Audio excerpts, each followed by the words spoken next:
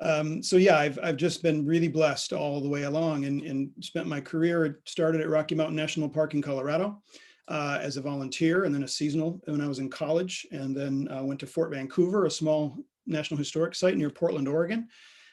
From there, I went up to Mount Rainier National Park and spent some time there, and we'll talk about that again in a minute.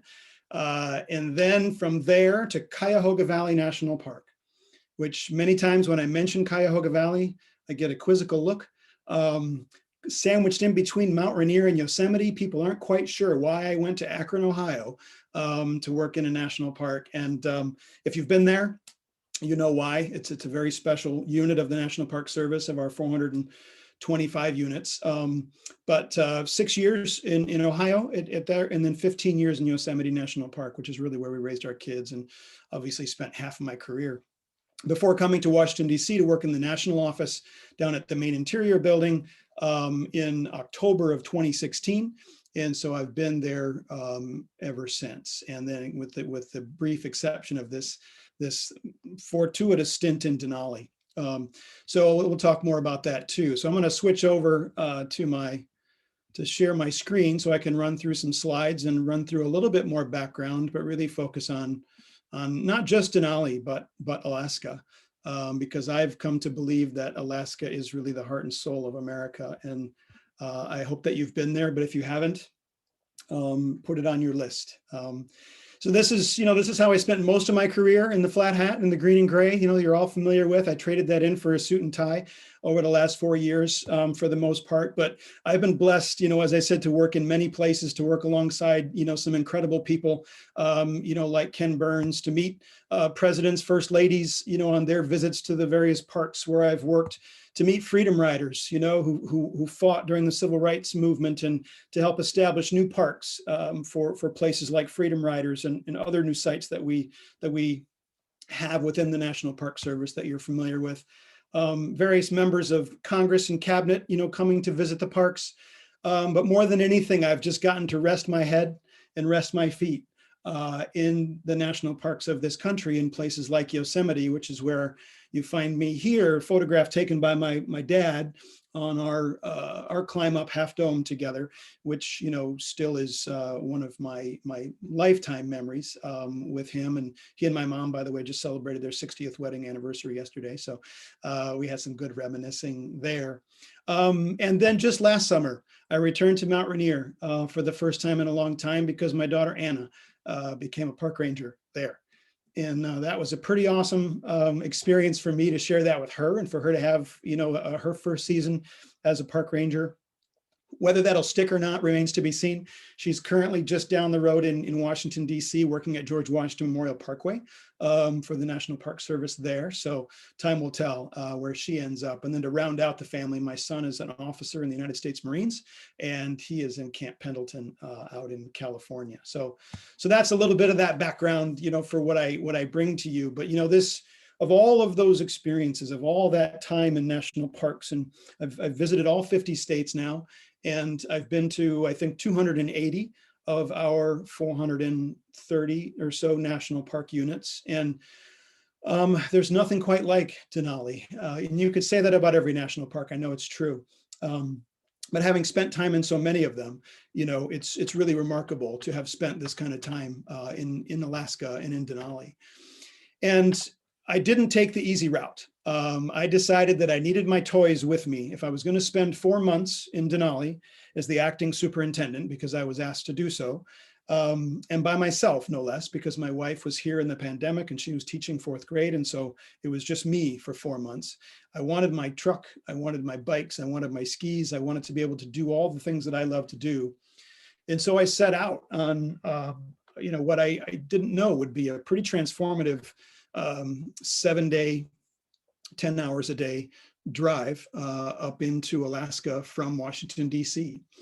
And the first stop along the way in the heartland here in Indiana that my first night spent, started that physical transition. That's one of the reasons I really like to travel this way, is because when you jump on a plane and you just drop in, you don't get that transition. You don't get the emotional transition. You don't get the physical transition. It's a much different way to experience something. And I'm a lover of landscape. And so I love to drive. I love to travel. I do love to fly as well, but that motorcycle stuff we talked about and the driving, like that connection to landscape is hugely important for me.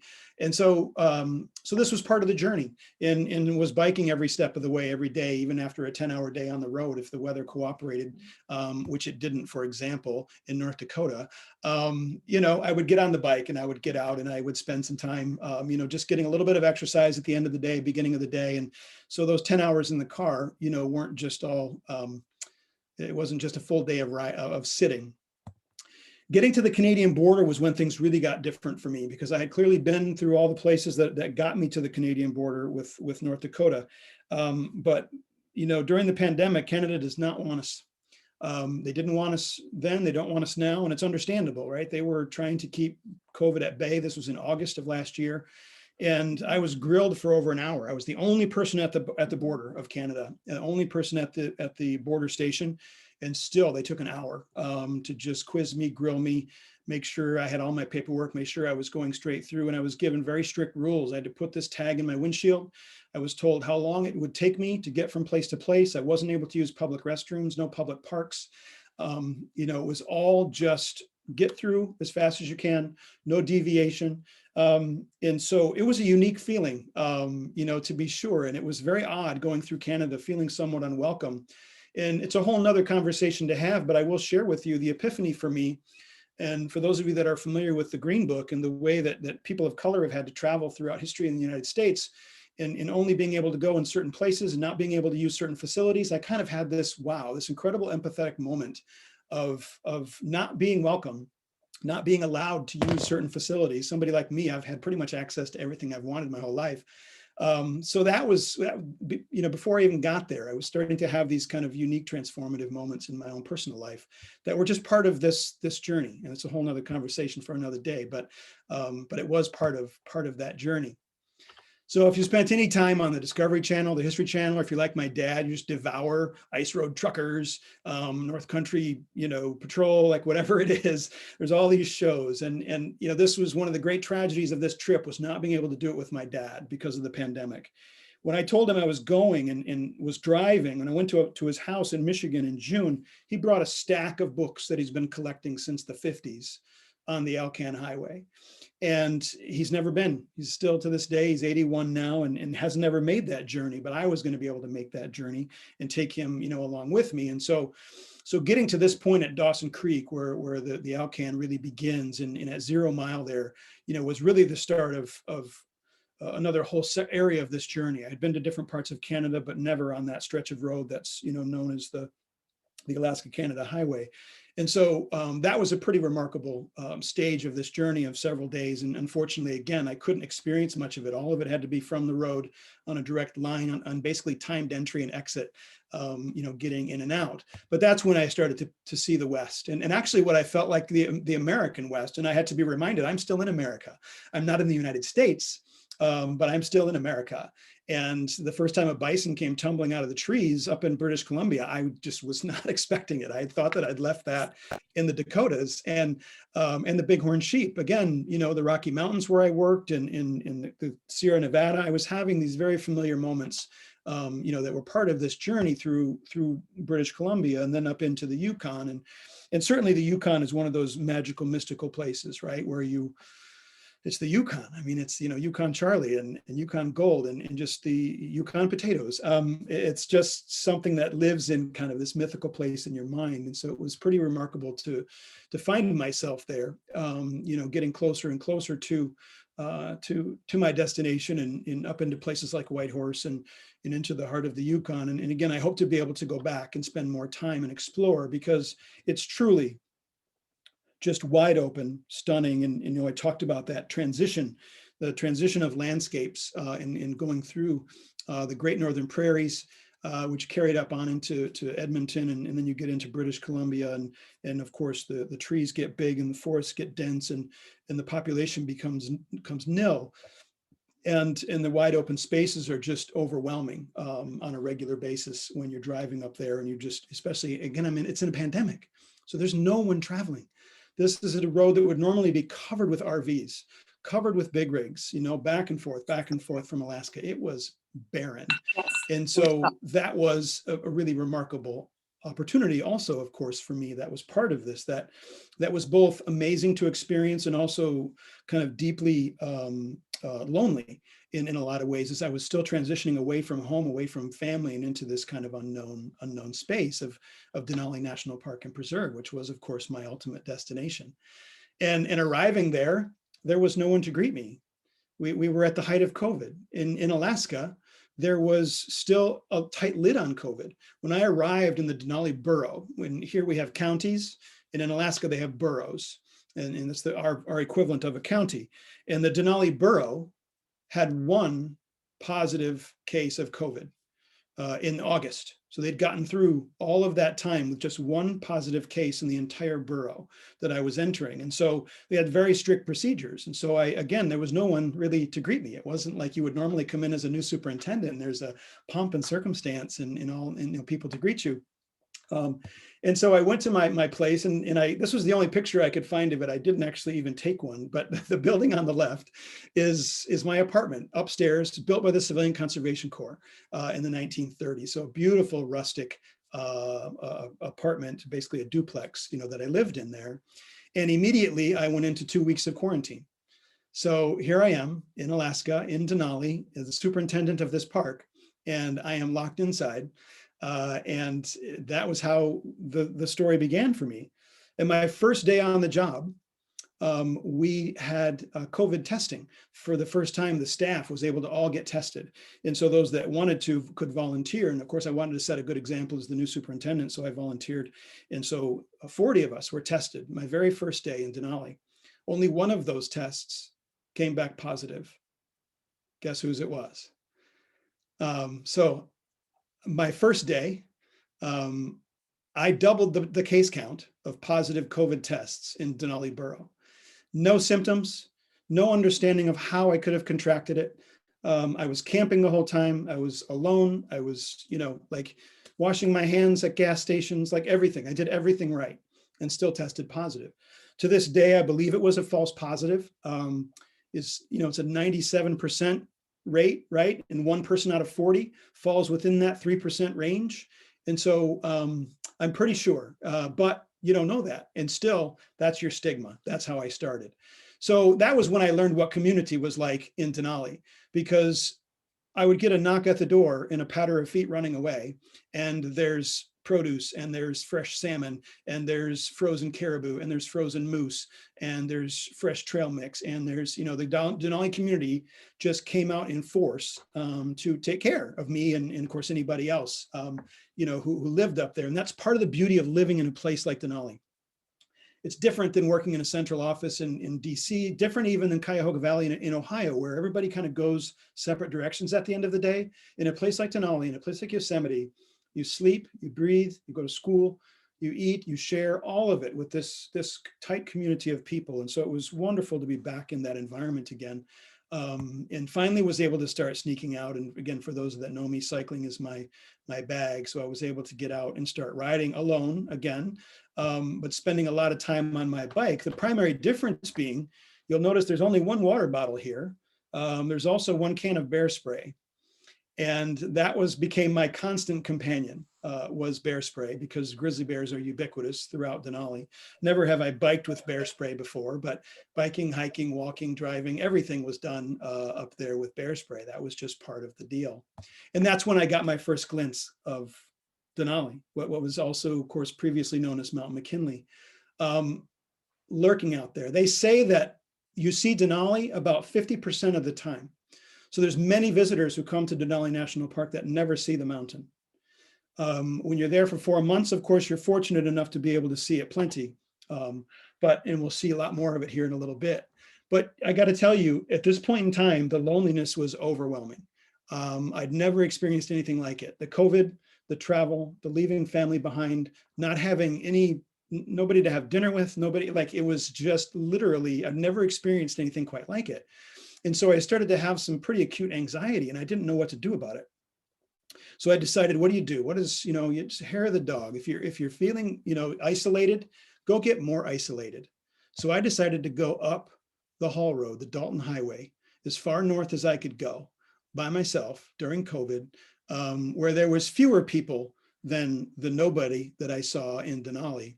And I spent 3 days over Labor Day weekend after I'd just been there 2 weeks, up along the unpaved haul road. Again, no tourists, no commercial traffic, no trucks going back and forth to Dead Horse. It was just me. And hours and hours and hundreds of miles of road and experience up and inside the Arctic Circle. And if you go, I really encourage you to take this journey. It is again one of a kind piece of America, but there is life up there. There is a pretty amazing visitor center that has National Park Service staff and Bureau of Land Management staff and Fish and Wildlife staff that staff it up there in this very small hamlet, which is the one place that you can get gas that far north before you get to Dead Horse and find other life. But beyond that, it's just the incredible vastness of the North Slope. And the more I spent time up there, the more I started to feel at home in Alaska. And the more that it had the intended effect. I was just able to kind of come to grips with where I was, with the special and unique landscape, that I was in, and have that kind of opportunity to take that all to myself. It basically just me and the pipeline that you see off there in the distance. The Alaska pipeline is your constant companion if you drive from Fairbanks up to up to Hall Road. It is your constant companion. But that's about it, other than a couple of those very small villages, the most unique of which and the most fabulous of which is Wiseman. This was a subsistence village that was off the grid. And this was really when I got a sense of the people in Alaska. I got beyond the landscape and I started to understand the people. And certainly the indigenous people would come a little bit later, but the people who live in Wiseman just live off the land. It's what they do. It's what they've always done.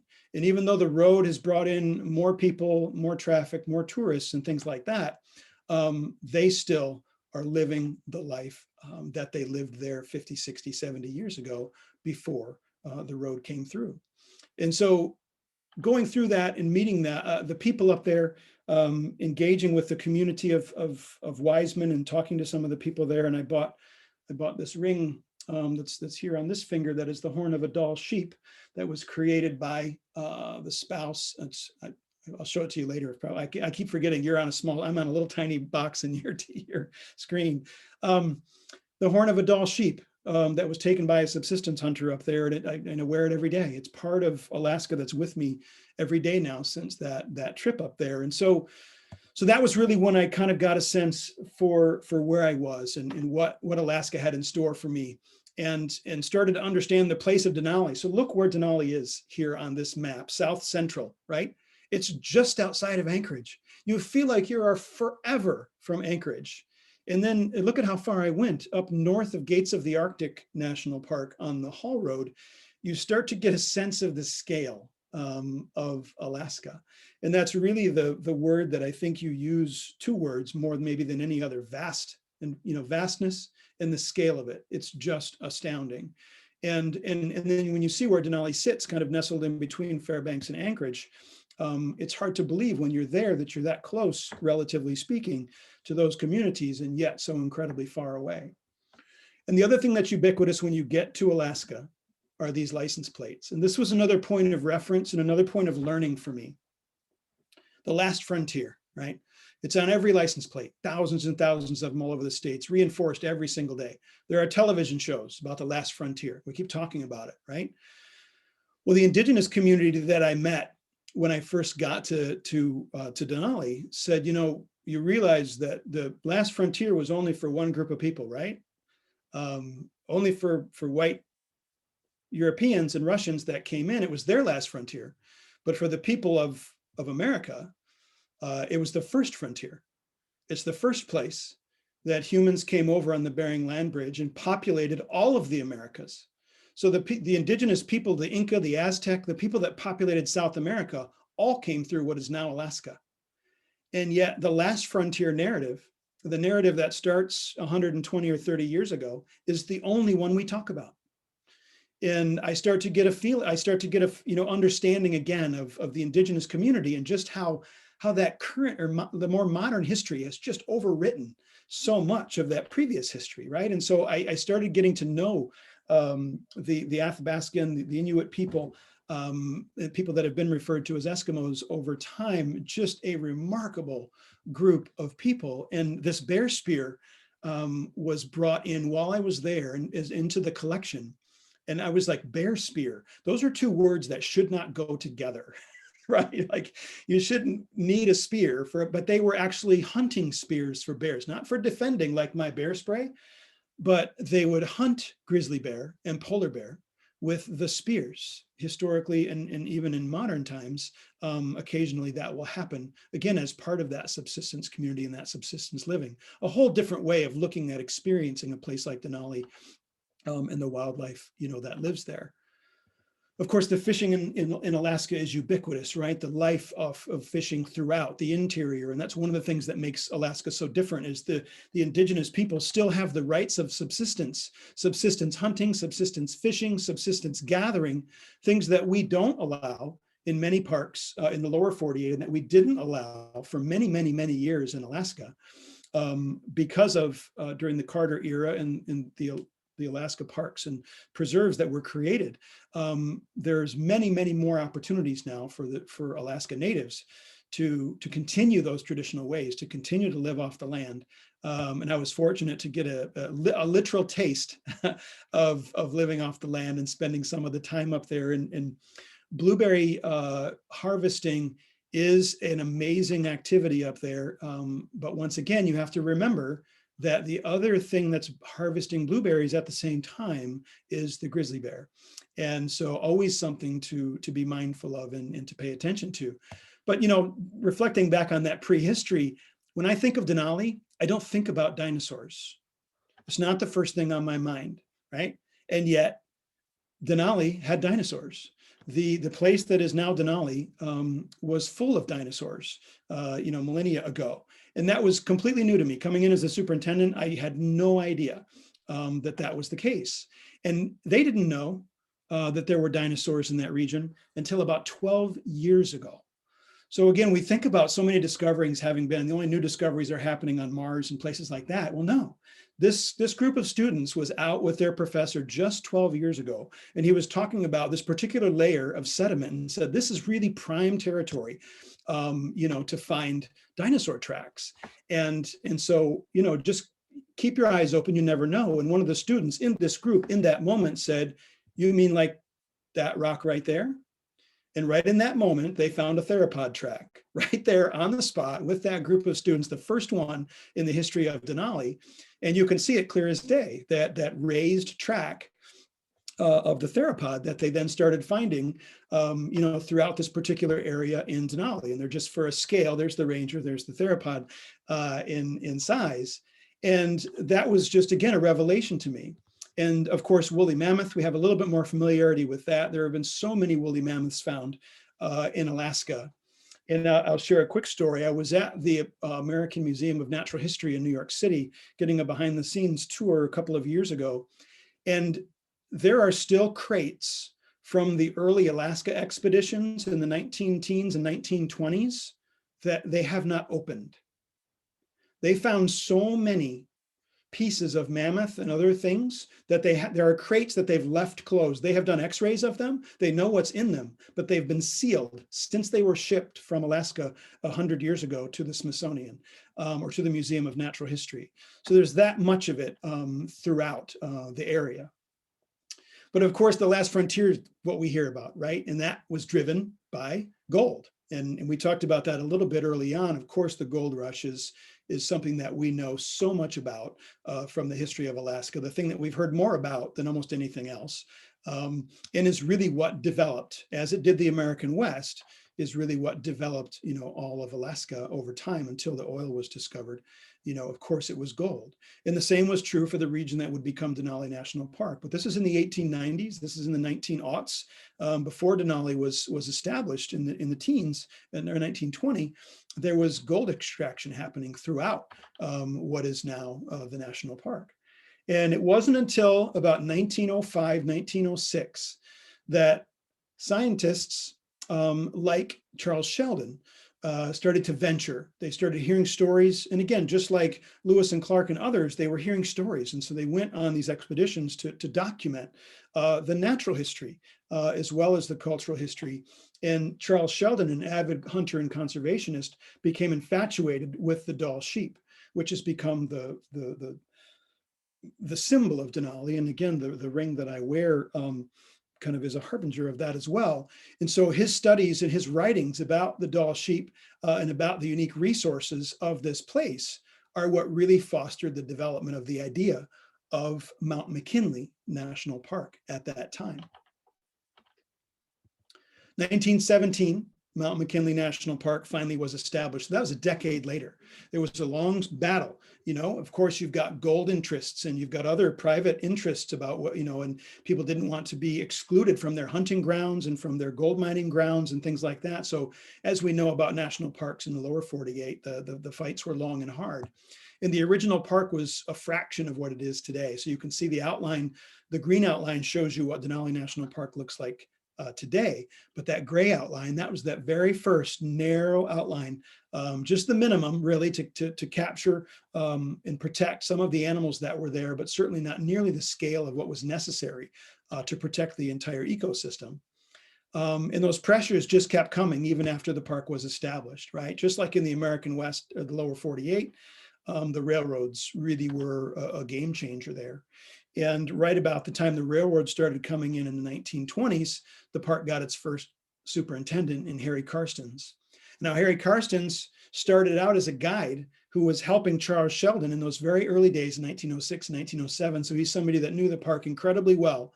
And so, you know, these are the kind of things for me as a ranger to see a photo of Harry Karstens, the first superintendent of Denali, and to step into those shoes is just an incredibly powerful feeling, you know, and it's kind of hard to put into words the humbling nature of the people that have gone before, particularly at the beginning, as these places were being established and the challenges they faced. Talk about overcrowding. This was about the limit of visitation in 1920. There were a couple dozen people, you know, that came in before the railroads. I mean, you were floating in, you were coming in on horseback. I mean, there were no other ways to get there. And so it was just very, very, you know, lightly trafficked until they started building the Denali Road. The key feature of Mount McKinley National Park and now Denali National Park is the road. It's one of the most unique roads in any national park anywhere in the world. And the late 1920s, when the road was being built and into the 30s, was of course what changed the game for a park like Denali in terms of its tourism. And once again, it mirrors what railroads did in places like Yellowstone, the Grand Canyon, and things like that as well. And that was something that really changed what Denali was. And if you can see it on in this image, the yellow line that stretches from the Denali Visitor Center in the upper right-hand corner of the map, you can see the yellow line, and you can see all the little campgrounds that go along with it there, out to Wonder Lake and Kantishna. Kantishna was a gold mine, but that's it. That's the only road in all of Denali National Park. A park that's 6 times the size of Yosemite National Park only has that 100-mile stretch of road, nothing else. And it's again, what makes it such an incredibly unique feature is its singularity, and that it's really the only way that the vast majority of people visit and experience Denali National Park is via that road. Even today, it's largely the way that 90% of the people that visit Denali experience the park. This was one of the first photos I took, my first foray down the road. I was fortunate enough to borrow a friend's motorcycle. It's really unusual to get to take a motorcycle. And actually, you don't really even get to take personal vehicles on the Denali Road. You have to take a bus. Only occasionally are there permitted trips for private vehicles. And so it's exceedingly rare to be able to take a private vehicle down the road. And this was the only traffic that I ran into. Once again, this was COVID. So there really weren't any buses. There really wasn't any traffic or travel for the most part. It was very, very light. And I was able to experience it in that way. So the first 20 miles or so of the road is paved. And then it becomes that stretch of gravel that can get pretty hairy at times. If you have any sense of exposure, you have trouble, then especially if the buses are passing each other in points like this, it can get really uncomfortable for the people on the downhill side. So maybe some of you have taken a donkey down into the Grand Canyon. You know that feeling of sitting up high and looking down over the edge. The Denali Road is truly, truly stunning in every conceivable way. And again, I've highlighted my passion for cycling. There is no other national park road for cycling like this either, because again, there are no cars. There are just occasional buses, and take a look at the road here. You can see 2 buses in the distance. Beyond that, the cyclist has the road, and they are able to do cycle camping all the way out. You can do days worth of bicycle camping on the Denali Park Road, and just rarely run into just the occasional bus. And on some weekends, saw a few private vehicles, but that's really the extent of it. Most of the visitors make it to this point, the Isleson Visitor Center, which is where you get one of the first dramatic views of Denali. That is kind of a turnaround point for many people, and they get up to that spot, and they're able to take some of the walks that you see out there around. That's about as far as they get off the road. Many people are nervous about getting too far off the road, because all throughout this particular area, the grizzly bears, again, are ubiquitous. And what you see here is a photo that I took on a weekend when we had private vehicle access because of COVID, because there were no tourists coming from the lower 48. Denali's visitation this year was at 10% of its normal. So as opposed to the usual 800,000 visitors that come to Denali every year, there were only 80,000 visitors the entire year. And so most of them were able to take their private vehicles in because of the nature of the year. And so we have to spend a lot of time on the road on those days because it is very tempting for people to get out of their car and not really understand the danger that they're in these situations. And so to protect them from the animals, but also to protect the animals from them. In the case of the Dall sheep that cross the road back and forth during their migration patterns, we spent a lot of time, and I was fortunate to spend a lot of time on that road protecting those animals. And then last thing I want to say about the Denali Road is it looks even more dramatic from above. I was able to have one overflight in my time there. And again, because of COVID, I wasn't able to fly. And again, if you only have the road, the only way to get inward or to anywhere else is to fly. So all the work with the wolves, all of the research is done by helicopter and done by fixed wing aircraft. But because of COVID restrictions, it was limited to just the pilots and just the scientists. So the superintendent, who normally might have gotten quite a few joyrides through the park, was not possible, except for one day when I was able to get an overflight. And so you kind of get some perspective of what the Denali Road looks like, and that the Denali Road may disappear. So there is something in Denali called a rock glacier, and we tend to call them landslides. But it's actually technically a rock glacier. And you can see outlined in yellow on the bottom, the old deposits from that glacier. And there is a current landslide that crosses the road where the red is, that moves the road about 18 inches every day. Every day.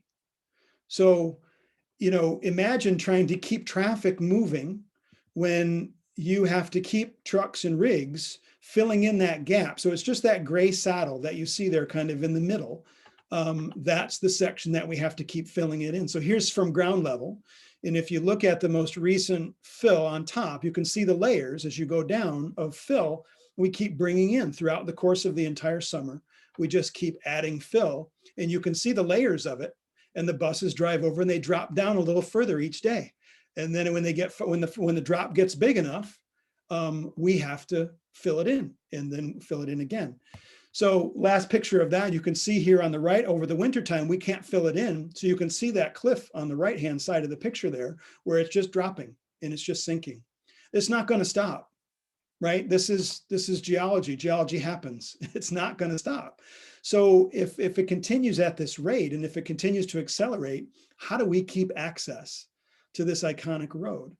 The only way that most people see this incredible mountain is by this road. So this is one of the most dynamic and significant management challenges in the entire National Park Service today. My first week on the job, I was on the phone with Senator Murkowski's office talking about the Denali Park Road. How do we keep it going? There's livelihoods at stake. There are homes and lodges at the other end of the road. There's access to the park at stake. And so, so they're working on basically $100 million fix to create a new route to go. But that's not the only place this is going to happen. As the climate warms and as the landscape changes, the Denali Park Highway is going to continue to change, right?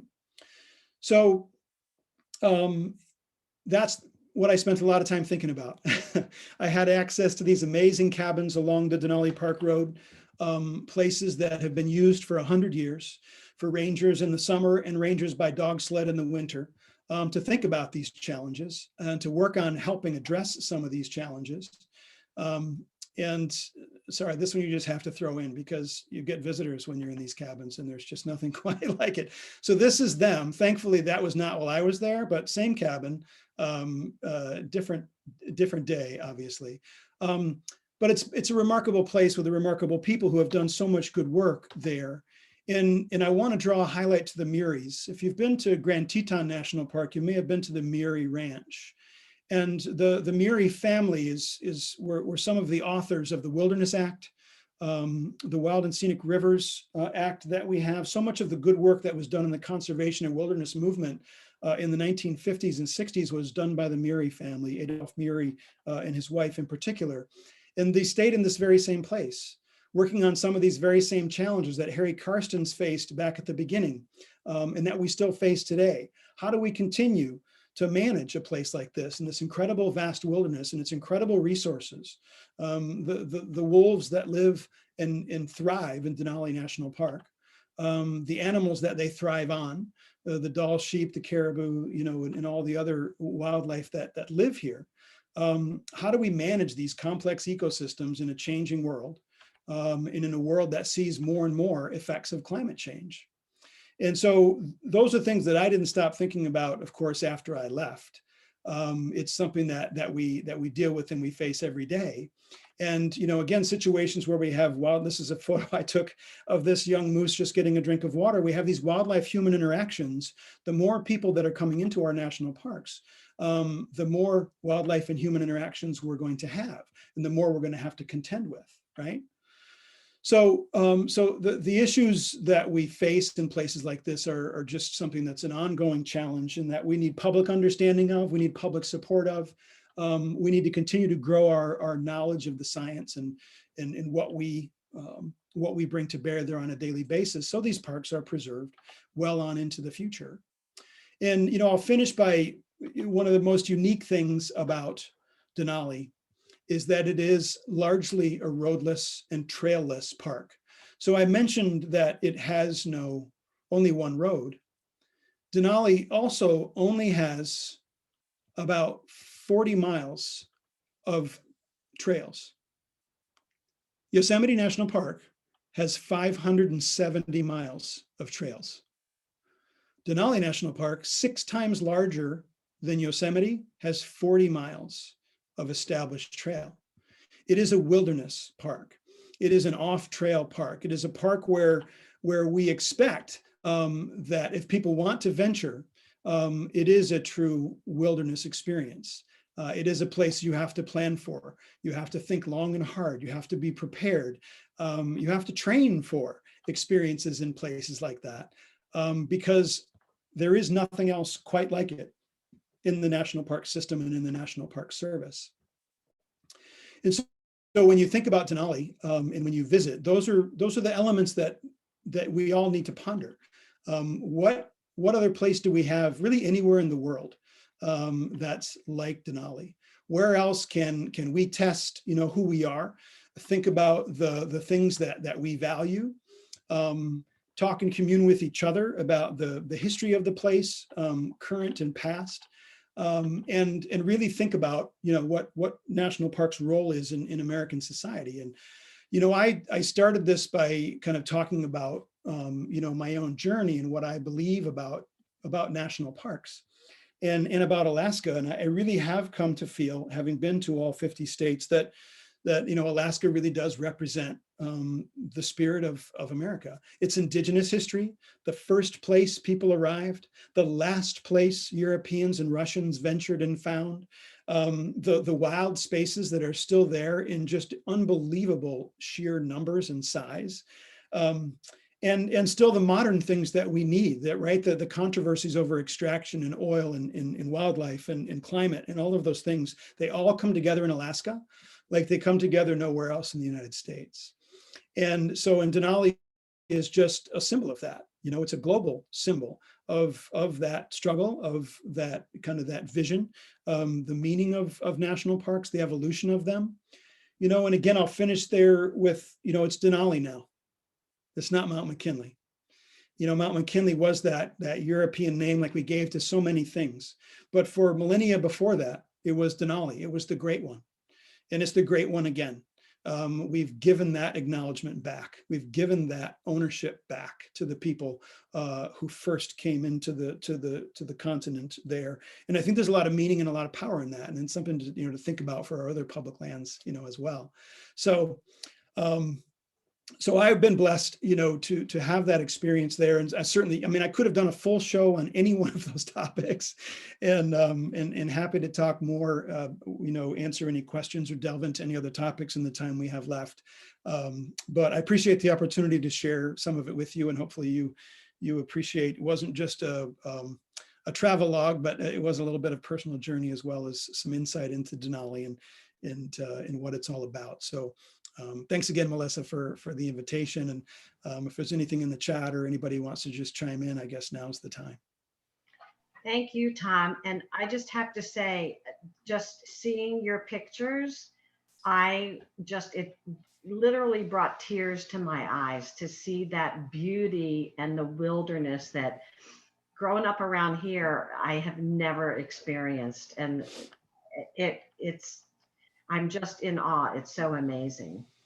So anybody that has any questions, comments, please unmute yourself, or you can put it in the chat if you want, and Dottie will read them out to you. So the floor is open. Our first question in the chat is, what months were you there? I traveled up there I got there on the 17th of August because I remember, the day that I tested positive. And so then I was there through mid-December. So, and that perhaps was the other amazing blessing of this trip. I got full summer and I got full winter. Right up to the winter solstice, I got to experience the darkness, the loss of sunlight. I got to experience riding my new fat bike at 27 below. That was the coldest weather in which I got the bike out and went and pedaled up into the park. I got to ski jor and bike jor. Not sure if any of you are familiar with what those things are, but not only did I get to take the dog teams out, but skiing behind dogs connected with a harness and just being pulled on your skis, that's ski joring. And they actually have races out there. They have ski joring races. I didn't know about bike joring. So I bought this fat bike out there and with the massive tires, and they actually hooked up dogs to the front of my bike. And I got pulled through the trails that had been groomed by snow machines, with sled dogs. And so I was able to adopt one of the sled dogs while I was there and take him on walks and get him fit for the sled dog season.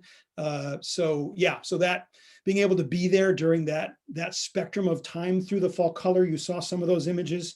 It could not have been a more remarkable time seasonally to be there. Yeah, there were beautiful pictures. Our next question is, can we see the ring?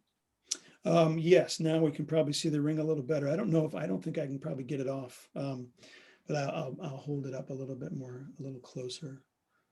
So it is just, it's like fingernail, right? The horn of the sheep, the ungulates have antlers, right? The caribou, the deer, the moose, they have antlers that fall off every year. The sheep have horn, which grow on for life. And so this ring was made from the horn of the first Dall sheep that this subsistence hunter I met up there took as a teenager. He's now in his 60s. So they've been making rings from that horn since he was a teenager a long time ago. And so that's my Dall ring. And my first job in Rocky Mountain National Park in 1989 was babysitting bighorn sheep in the Horseshoe Meadow there, and making sure they were protected crossing the road to their salt licks. And so to be able to go from my first job protecting bighorn to my most recent job being the superintendent protecting the Dall sheep was also quite a full circle moment for me. You said that the mountain is rarely visible. Is that a climate issue? Well, it's not a climate change issue, but it is a climate issue. Yeah. So, Denali is, whatever, 24,000 feet, high, 21,000 feet. And so it creates its own weather. It creates its own weather patterns. So it is just one of those things where it is easy. When I was there with my parents in June of 2018, we flew up there, and so they have been to Denali, and we did not see the mountain while we were there for 2.5 days. We saw some whispers of it. It poked through little bits of it, but did not see that blue sky, clear, mountain. And I'm fortunate that I had scores and scores of bluebird days to see the mountain. But if you're only there for a day and you come out on that bus for a few hours, you literally have a 50-50 shot at seeing the mountain. And that's just, again, because of the climate of Alaska and the fact that the mountain creates its own and forces that air upward. That air condenses, creates clouds. And so there's lots and lots of, and that's of course what creates the glaciers, all the snow that they have up there, and creates so much of its own weather. I just got a text from my dad before we started, actually, that a skier passed away in Denali yesterday. Tuesday, fell into a crevasse skiing up on the mountain. So it's an ever dangerous place to be, for sure. When I was a young man, I took a trip cross country and I camped in all the national parks. And one of the things I encountered were a lot of people, and they all had bear stories about encounters with bears. I'm just asking you if you have a bear story to tell us.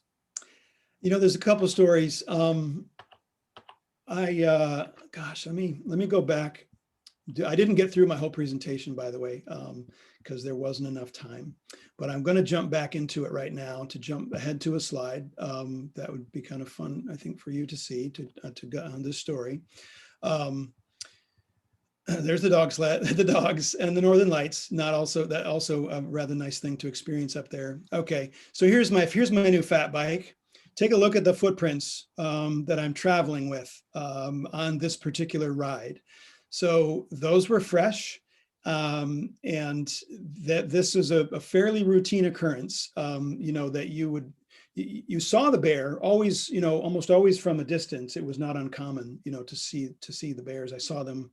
I mean, scores of them. I saw bears almost every day that I was out in the park.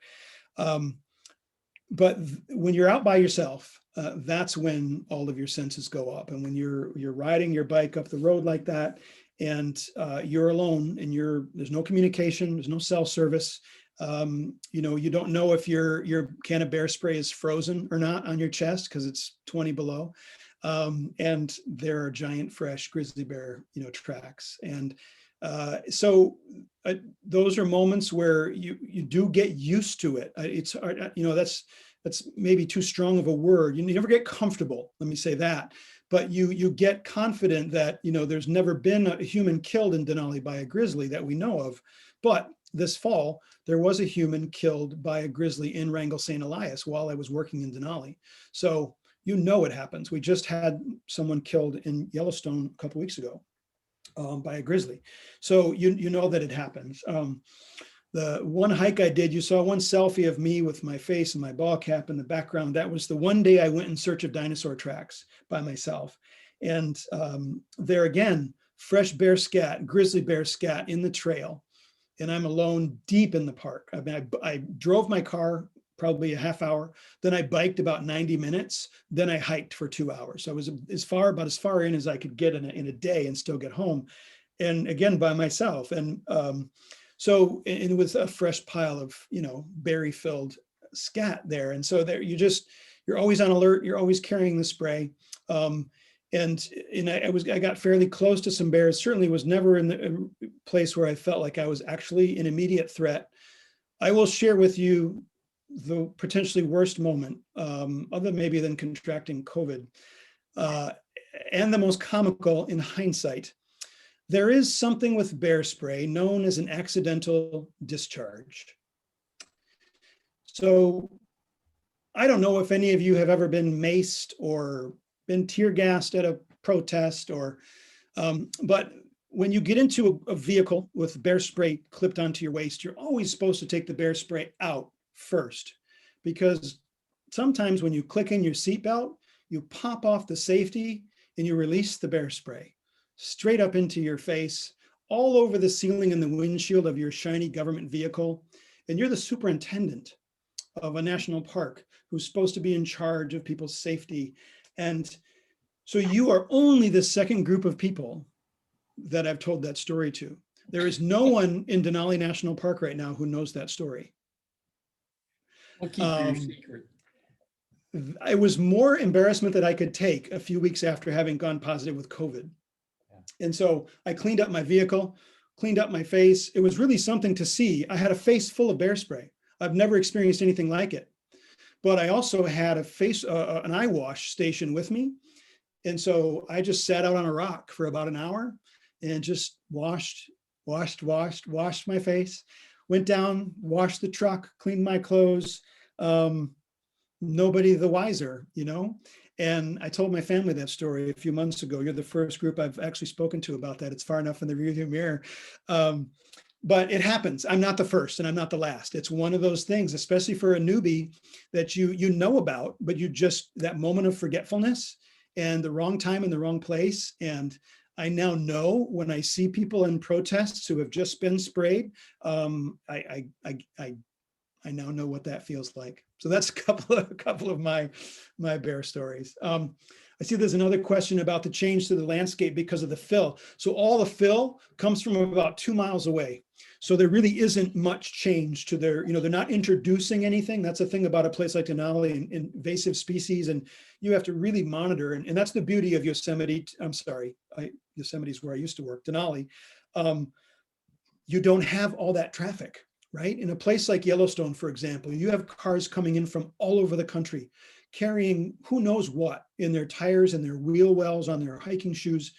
By the time you get to Denali with a vehicle, it's gone through a lot, and you don't get to take it into the park for the most part. And so it is really a place that has been spared much of the other exotics that other places have had. And so the gravel that is taken for the whole road, that's 100 miles of gravel, right? So there's a lot of gravel that has to come, but it all comes from the glacial outwash and locally just a few miles down the road. So they process it there, they get it there, and they use it all, from that same place. And so there isn't much of that sort of impact brought in. But that's a really insightful question, because there certainly could be if you're introducing outside materials to it. So, do we have any more questions, either in the chat, or feel free now to unmute and ask them yourself? And I forgot to make you pinky swear that you wouldn't tell anybody else about the bear spray incident. So I'm just going to have to trust you. So you can't count on those bears sleeping, huh? Well, you can eventually. And that was when I'm out biking, I'm like, shouldn't you be in bed by now? Yes. And so they do. And certainly by the time I left, they were all in the full torpor, state, most definitely. Yes. Any effect on Denali and the opening of the Arctic Reserve? They're really not related. That's more Gates of the Arctic National Park, which again, I visited and is up in that northern stretch. Gates of the Arctic has no roads. It has an airstrip. It has no roads in it. The highway, the Dalton Highway, skirts it on the edge. And then immediately on the other side of the Dalton Highway from Gates of the Arctic National Park is ANWR, the National Wildlife Refuge. And so that particular area is under great scrutiny all the time. Certainly, you know, it's more protected today than it was 6 months ago because that's the nature of our politics. But they're not directly related, and I didn't have any specific business around the Arctic Reserve, although I did, you know, talk to a lot of people who worked up there. Any last questions? Final call? Well, Tom, I'll just say that was an excellent presentation. My wife and I have been fortunate enough to visit all 50 states as well, but not, and many of the national parks, but not in the depth that you have. But that was fascinating. We enjoyed that quite a bit. Yeah, we've hiked a lot of national parks, that's for sure. But we haven't made it to Denali, so with your presentation, we want to go. Yeah, Yeah. next on the list, maybe. Yeah, no, that's great. And feel free to reach out, any of you, you know, and again, for any of your park questions. I mean, you know, I'm here in town and I love to help people plan, and, you know, I have some insights maybe to share. And so if you ever need, you know, just find me on Facebook or somewhere and shoot me a note, because I'm you know, I'm a community member here, and you know, I've done presentations like this at the high school for the students as well. And yeah, just anything I can do to be part of that and share that, love to do it. So Thank you. Yeah. Excellent. We might do Thank that. you. We might Yeah. do that. Thank you. I see one last question that asks, what's the difference between a park and a reserve? Awesome question. More of the slides I skipped. So Denali Park and Preserve, it's both. Mojave National Park and Preserve, it's both. Several of them. So Big Cypress National Park and Preserve in Florida. So the preserve is an area that's open to more access and more activities. It's contiguous. It's all managed as part of the same thing. But in the preserve areas of Denali, you can hunt.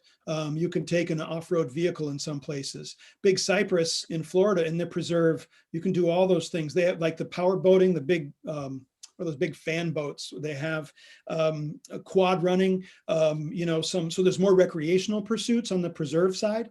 Also a lot more hunting. Inside the national park boundary, no hunting. But the Dall sheep and the other animals can be taken in certain quantities in the preserve sections of the park.